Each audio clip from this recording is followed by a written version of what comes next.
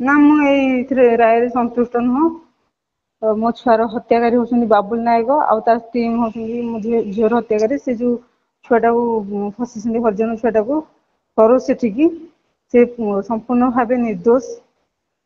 ମାନେ ତାକୁ ଗୋଟେ ବକରା ହିଁ କରୁଛନ୍ତି। ଆମ କଥା ବାରମ୍ବାର ଆମେ କହିଲା ପରେ ବି ଆମ କଥା ଶୁଣିଲେନି।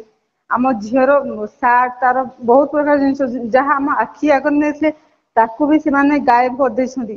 ଆମକୁ ସାକ୍ଷୀ ପାଇଁ ଯେତେବେଳେ ଡାକିଥିଲେ ସେତେବେଳେ ଆମକୁ ଦେଖେଇଲେ କି ସେଇଟା ମୋ ଝିଅର ସାର୍ଟ ନୁହଁ। ମୁଁ ବାରମ୍ବାର ସେ କୋର୍ଟ ଆଗରେ ଜଜ୍ ଆଗରେ ବାରମ୍ବାର କହିଲି କିନ୍ତୁ ମୋ କଥା କେହି ଶୁଣିଲେନି। ଗୋଟେ ନିର୍ଦ୍ଦୋଷଟାକୁ ଫସେଇ ସେ ମେନ୍ ଆସାମି ଗୁଡାକୁ ଫସେଇଦବା ପାଇଁ ଏମାନଙ୍କର ଗୋଟେ ଗୋଟେ ପ୍ଲାନ୍। ଆଉ କିଛି ନୁହଁ। ମୁଁ ଏଥିରେ ଜମାରୁ ସନ୍ତୁଷ୍ଟ ନୁହଁ। ସେ ଦୋଷୀ ନୁହଁ। ଦୋଷୀ ହଉଛି ବାବୁଲ ନାୟକ ଆଉ ତା ଟିମ୍। ଆଉ ଏଥିରେ ଅରୁଣ ସାଙ୍ଗର ହାତ ସମ୍ପୂର୍ଣ୍ଣ ଭାବେ ଅଛି। ଅରୁଣ ସାଙ୍ଗର ହାତ ଥିବାରୁ ଆମ କେସ୍ ଟାକୁ ସେମାନେ ବୁଲଉଛନ୍ତି। ନା ଏଇ ରାୟକୁ ଆମେ ସ୍ୱୀକାର କରିବୁନି। ଯଦି ଆବଶ୍ୟକ ପଡେ ଆମେ କହିବା ଆମ ହାତରେ ତ ସେ ନାହିଁ ନା ଲୋକ ବଳ ନାହିଁ ଧନ ବଳ ନାହିଁ। କି ଜ୍ଞାନ ବଳ ନାହିଁ କହିବାକୁ ଗଲେ ଆମ ହାତରେ କିଛି ନାହିଁ ଖାଲି ଧର୍ମ ବଳ ଗୋଟାକ ଅଛି। ସେ ଗୋଟାକୁ ନେଇକି ଯଦି ଭଗବାନ ଆମକୁ କିଛି ସୁଯୋଗ ଦେବେ ଆମେ ନିହାତି ଭାବେ ଆଗକୁ ଯିବୁ। ଛାଡିବୁନି ସେ ମୋ ଛୁଆର ହତ୍ୟାକାରୀ ମାନଙ୍କୁ ଛାଡିବୁନି। ଗୋଟେ ଯଦି ବାବୁଲ ନାୟକକୁ ସେମାନେ ଫାଶୀ ଦେଇଦେବେ ଆମେ ଚୁପ୍ ହେଇକି ବସିବୁ।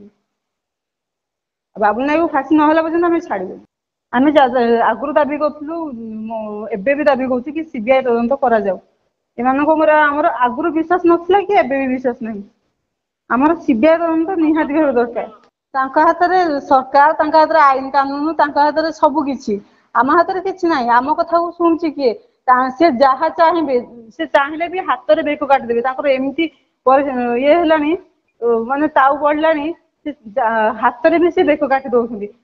ଆଉ କିଛି ମାନେ କିଛି ଅସମ୍ଭବ କଥା ନୁହଁ ତାକୁ ଜେଲ ଦେଇଦବା। ସେ ସେଇଆ ହିଁ କରେ ସେଇଥିପାଇଁ ତ ତାକୁ ଆଣିଥିଲେ କି ତାକୁ ସଜା ଦେବା ପାଇଁ। ସେ ତାକୁ ହିଁ ସଜା ଦେଇଦେଲେ କିନ୍ତୁ ଆମେ ସେଥିରେ ସନ୍ତୁଷ୍ଟ ନାହୁଁ।